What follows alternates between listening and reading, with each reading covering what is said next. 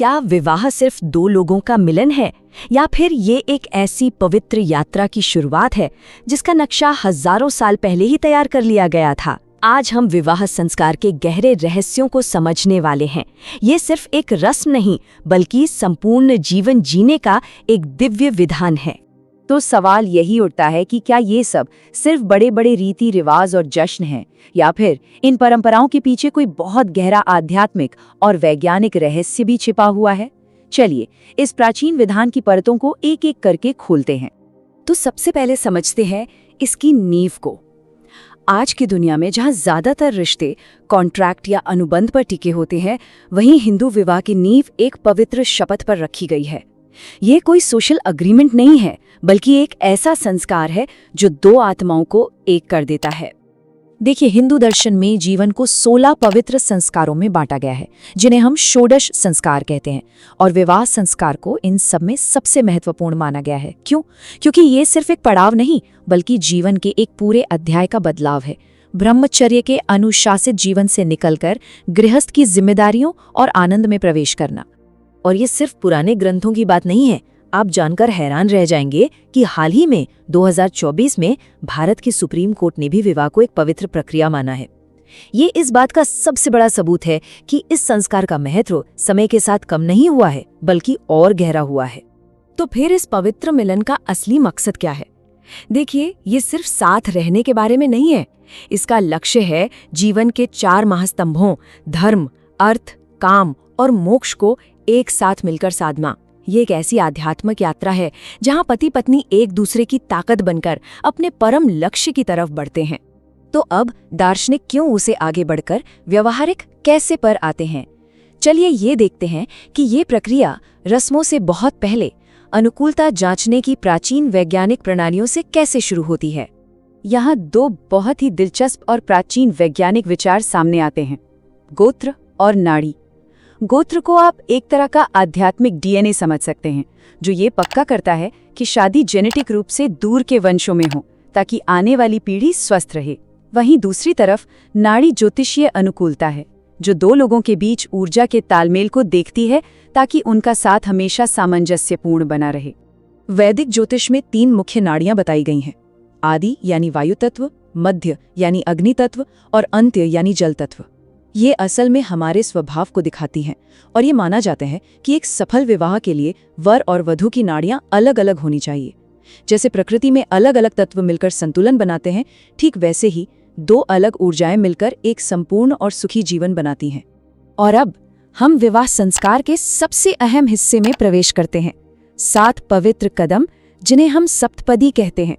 ये वो क्षण है जहां एक ऐसा अटूट बंधन बनता है जो सिर्फ इस जीवन के लिए नहीं बल्कि कहा जाता है कि जन्मों जन्मों के लिए होता है।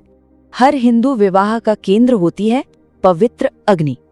अग्निदेव को सिर्फ एक देवता नहीं बल्कि सबसे बड़ा और सबसे पवित्र साक्षी माना जाता है। कहते हैं कि उनकी धधकती ज्वालाएं उन सभी वचनों को सीधे ब्रह्मांड में दर्ज कर देती हैं जो 2 आत्माएं एक दूसरे से करती हैं। ये अग्नि ऊर्जा, पवित्रता और जीवन का साक्षात प्रतीक है।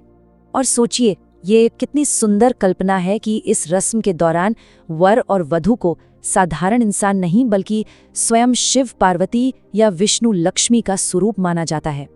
ये एक छोटी सी मान्यता उनके मिलन को एक साधारण घटना से उठाकर एक दिव्य स्तर पर ले जाती है।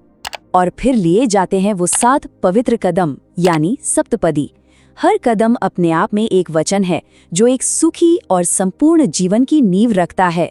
ये यात्रा पोषण के वादे से शुरू होती है, फिर शक्ति, समृद्धि, सुख और स्वास्थ्य से होते हुए 7वें और सबसे जरूरी कदम पर पहुंचती है, आजीवन मित्रता का वचन, क्योंकि यही वो चीज है जो किसी भी रिश्ते का सबसे मजबूत आधार होती है। और इस प्राचीन रस्म की ताकत इतनी जबरदस्त है कि ये आज के आधुनिक कानून का भी एक जरूरी हिस्सा है। जी हाँ, हिंदू मैरिज एक्ट 1955 साफ कहता है कि जैसे ही सप्तपदी का 7वां कदम पूरा होता है, वो विवाह कानूनी रूप से भी पक्का और अटूट हो जाता है। ये दिखाता है कि कैसे हजारों साल पुरानी परंपरा आज भी हमारे समाज की कानूनी नींव का हिस्सा है। लेकिन क्या विवाह का स्वरूप हमेशा से वैसा ही था जैसा हम आज देखते हैं? चलिए समय में थोड़ा पीछे चलते हैं और उन 8 तरीकों को देखते हैं जिन्हें हमारे प्राचीन ग्रंथों में विवाह के रूप में मान्यता दी गई थी।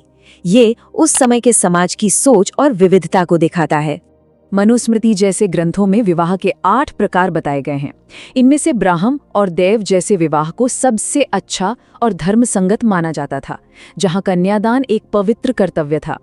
वहीं दूसरी तरफ आसुर यानी वधु को खरीदना और राक्षस यानी बलपूर्वक विवाह जैसे रूपों को अधर्म माना गया। और दिलचस्प बात यह है कि आपसी प्रेम से होने वाले गांधर्व विवाह को भी इसमें जगह दी गई थी।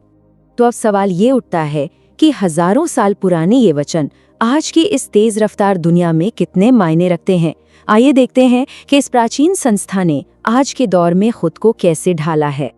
आज विवाह का स्वरूप जरूर बदल रहा है। लोग अब मानसिक स्वास्थ्य और आपसी समझ पर ज्यादा ध्यान दे रहे हैं। वे परंपराओं को आधुनिक मूल्यों जैसे बराबरी और पार्टनरशिप के साथ बहुत खूबसूरती से मिला रहे हैं।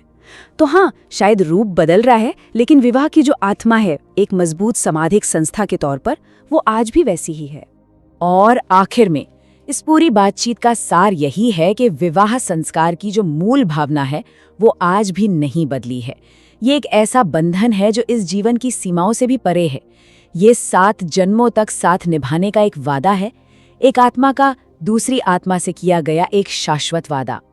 तो अंत में एक सवाल हम सबके लिए, आज की दुनिया में जहां रिश्ते पल भर में बनते और टूटते हैं, क्या विवाह जैसा एक गहरा और प्राचीन संस्कार हमें कमिटमेंट, पार्टनरशिप और एक स्थायी रिश्ते का असली मतलब सिखा सकता है? इसका जवाब शायद हम सबको अपने अंदर ही खोजना होगा। यदि आपको ये जानकारी पसंद आई हो तो ऐसे ही और रोचक वीडियो के लिए भारत की धरोहर को अवश्य सब्सक्राइब करें।